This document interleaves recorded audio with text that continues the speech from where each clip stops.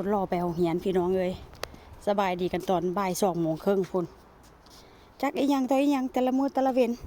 คนแต่ไม่แต่ตอกกลับบ้านมื้อนี้อากาศค่อนข้างจะดีได้แต่มื้อเช้าเริ่มหนาวแล้วสุดรอบ่ได้นั่งรถเข็นแล้วเด้อ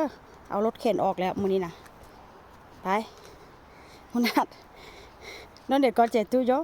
รถอยู่ใส่นาวาล่าไปย่างไปใหญ่เป็นบ่าวแล้วพี่น้องเอ้ย no tienes coche valo coche no tienes mira igual no ahora andado vale no coche coche quita ya ไอ้ใหญ่แล้วลูกไม่ได้นั่งรถเข็นแล้วย่างเอา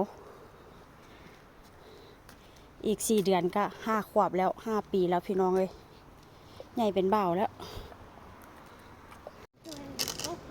ผู้ใดเห็นผู้ใดกระทวงใหญ่แท้ว่าสัตว์ใหญ่เบิดทุกซอกทุกมุมทั้งพุงก็ใหญ่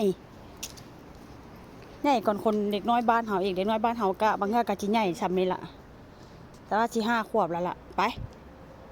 แนวพันธุ์ฝรั่ง แนวพันธุ์ฟุตเดิลเนาะอุนัดเนาะไปโอ้แต่ละมือแต่ละเว้นอุนัดมีแค่ฝวยมื้อนี้ร้อนแถวอุนัดมื้อเช้าคือว่าหนาวคักหนาวแน่ไปคนอื่นเขาเข้าเหียนหมดแล้วตัวเองนี่มาสายทุกมื้อเลยเอาทิมไหมลูกเอาทิมไหมเอาทิมไว้เอาทิมนี้เอาทิมนี้น้องเอาทิมเกโน่ที่เข้าห้องใดวะครูบ่ให้เอาเข้าได้ขนาดเอาทิมจ้ะเอาทิมจ้ะพาเล่นตัวโนเอเซโนโพซิเบโนเอาไว้นี่แล้วไอ้ตามาจะค่อยตอนสวยไม่พามาเอาไว้นี่